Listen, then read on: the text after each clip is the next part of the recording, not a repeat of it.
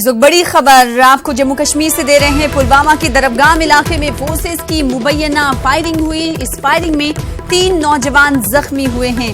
Forces کے ambush میں یعنی گھات کی زد میں کار آ گئی۔ زخمیوں کی شناخت وقار میر، رفیق ڈار اور عمر کے طور پر ہوئی ہے۔ زخمی نوجوانوں کو سری نگر کے SMHS اسپتال میں داخل کرا دیا گیا ہے۔ تو اس وقت کی بڑی خبر آپ کو بتا رہے ہیں کہ 3 نوجوان زخمی ہوئے ہیں اور ان زخمیوں کی شناخت بھی ہوئی ہے۔ زخمی نوجوانوں کو اسپتال میں بھرتی کرا دیا گیا ہے۔ تصویروں میں آپ دیکھ سکتے ہیں۔ تو ریاست جموں کشمیر سے بڑی خبر آپ کو دے رہے ہیں، جہاں کے پلوامہ کے دربگان علاقے میں فورسز نے ایمبوش لگایا اور اس ایمبوش کی زد میں ایک کار آئی اور اس کار میں یہ 3 نوجوان سوار تھے۔ فائرنگ میں 3 نوجوان زخمی ہوئے ہیں۔ زخمیوں کی شناخت وقار میر، رفیق ڈار اور عمر کے طور پر ہوئی ہے۔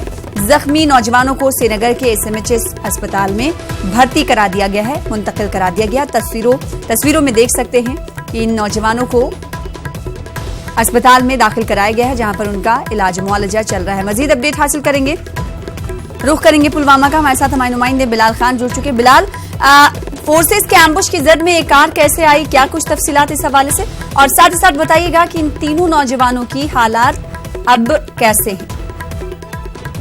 عید الفطر کے روز کل جو ضلع پلوامہ میں 2 ایسے واقعات پیش آئے، جس میں ایک خاتون کی موت ہو گئی اور جو 4 افراد زخمی ہوئے۔ پہلا واقعہ جو صبح عید کی نماز ادا کر رہے تھے، وہاں پر ملیٹنٹوں نے ایک خاتون پر فائرنگ کی ہے جی۔ اس میں وہ خاتون موقع پر ہی جان بحق ہوئی اور ایک جو عام شہری ہے وہ زخمی ہوا تھا۔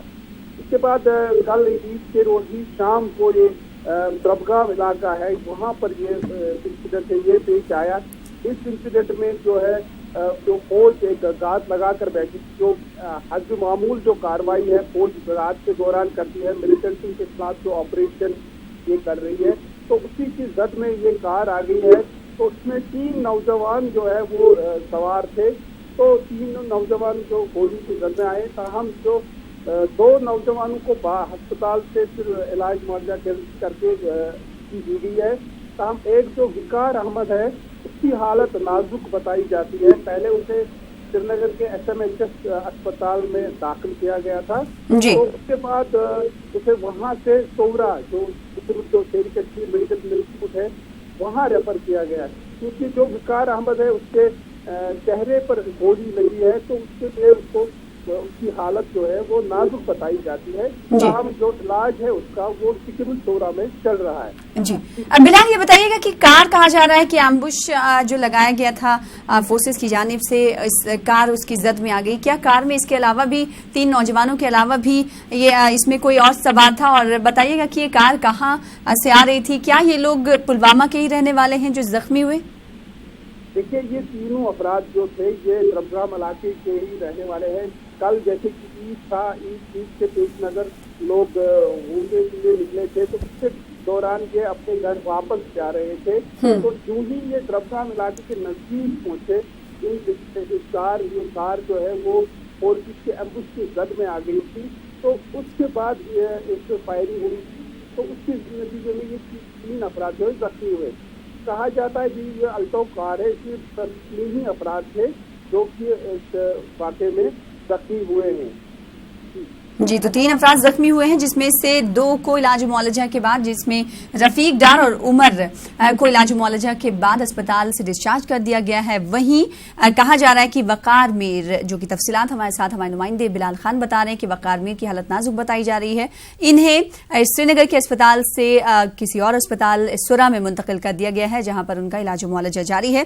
ساتھ ہی ساتھ یہ بتائیے گا کہ کیا فورسز کی جانب سے کچھ اس حوالے سے رد عمل سامنے آیا؟ بلال، دیکھیے، پولیس نے اس کے حوالے سے جو ہے اپنی تحقیقات شروع کی ہے، تو پولیس نے ابھی تک اس حوالے سے کوئی FIR درج نہیں ہوا ہے، تاہم پولیس پہلے جانچ جو واقعہ ہوا ہے جانچ کر رہی ہے، اس کے بعد ہی اس واقعے کے جو FIR ہے وہ راجپور تھانے میں درج کی جائے گی، اور جو فوجی اہلکار اس کے ملوث ہے ان سے پوچھ تاچھ بھی کی جائے گی۔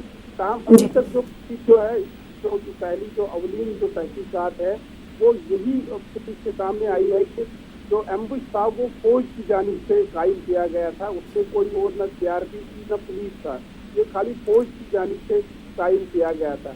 यहाँ मैं आपको ये भी बताऊँ कि लास्ट गुज़श्ता 2 माह के दौरान जो पुलवामा और शोपियान का इलाका है, इसमें इस फोर्सेस को बड़ी कामयाबी भी मिली है। इस जो ये रात के दौरान ये एम्बुश लगाते हैं, मिलिटेंटों के खिलाफ बड़ी कामयाबी मिले हासिल।